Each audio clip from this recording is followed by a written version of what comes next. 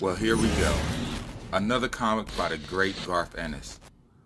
I was in the mood for a good guns blazing, balls to the wall comic anyway.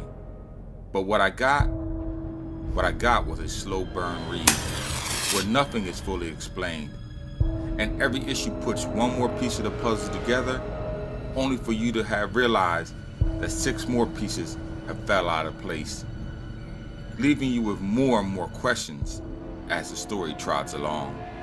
If what I said so far interests you, then welcome to A Walk Through Hell, first volume, my friends.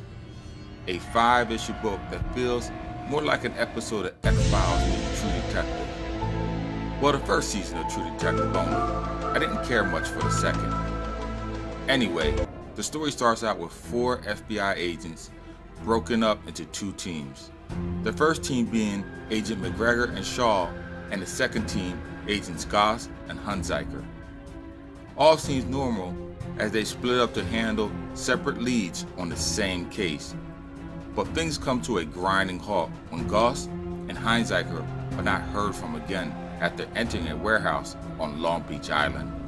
McGregor immediately goes to the warehouse, where they find out after reporting their FBI agents missing, the locals themselves did not go in there looking for them.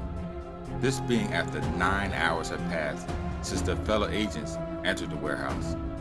The locals instead call in SWAT, who themselves have fled the building after only being in there for a few seconds, spouting hysterical words of dread, anxiety, and feelings of impending doom.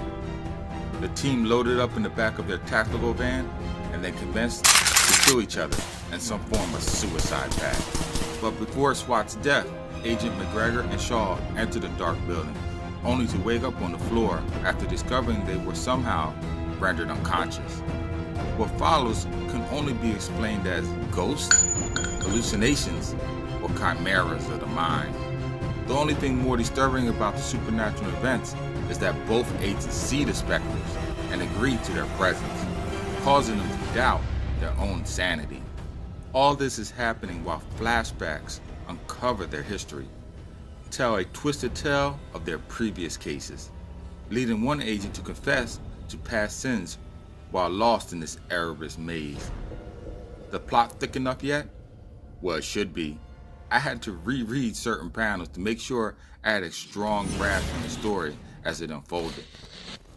I will warn you though, there are disturbing images, shocking scenes, and plenty of adult content, reflecting perfectly on our modern times. The story hooked me just enough to wonder how it unfolds. So due to this alone, I give the series so far a ranking of 3.5 out of 5. A very good read, as the plot is well thought out so far, giving you chills while at the same time intriguing you enough to know more. I find this to be a good combination of buttons to push if you want to build a devoted following of readers. I definitely see this as having the potential to become a series on Netflix or even HBO. That itself is a big compliment.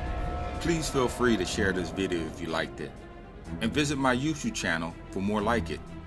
Tap that bell icon before you go. And oh yes, as always, until next time, keep reading, my friends.